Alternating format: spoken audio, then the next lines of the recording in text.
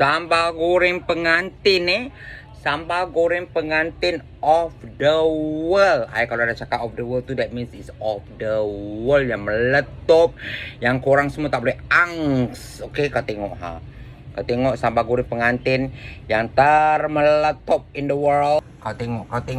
See You see kau tengok. Cantik je dia masak sambal goreng pengantin dia. Memang padu guys. Memang meletup of the world. Kau tengok. Hebat lah, memang hebat. Because now it's gonna rain. Misalnya nak hujan kan. Hebat.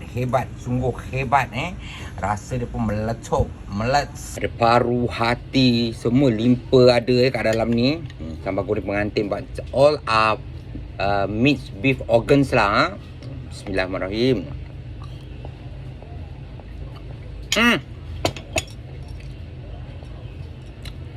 If I say super nice, kalau saya cakap meletup lah dia. Power. Memang power. Sambal sotong kering. Sambal cuttlefish dry cuttlefish. Memang meletup guys. Memang power of the world. Kau tengok. Kau nampak tak? Kau sekolah tak? Kau nampak? Memang power guys. Kau tengok. The color of the sotong. Nampak sotong. Ni dia pakai sotong sotong kering, sotong. Nampak tak? Kau nampak tak? Kau nampak tak sambal dia? Memang power Sorry dia pakai sotong kering. Sotong kering yang bermutu tinggi, okay? See?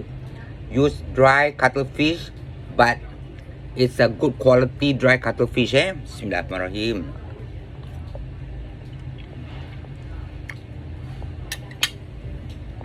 Memang power of the world. Memang of the world. Means it's out of this universe. Meletup. Super sedap.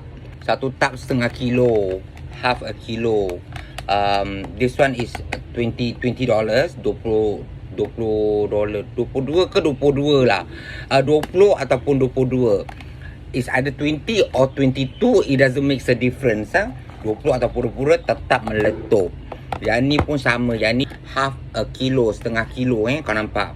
Mampat ini kalau dua, I rasa 3-4 orang boleh makan. I think 3 to 4 packs can eat, you know. Kalau I cakap meletup, power of the world.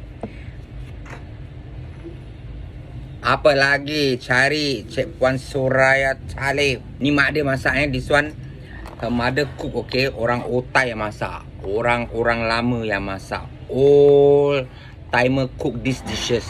It's really out of this world. Nanti dah close order. No more order. Don't call me and ask me for help Kalau close order, bye bye.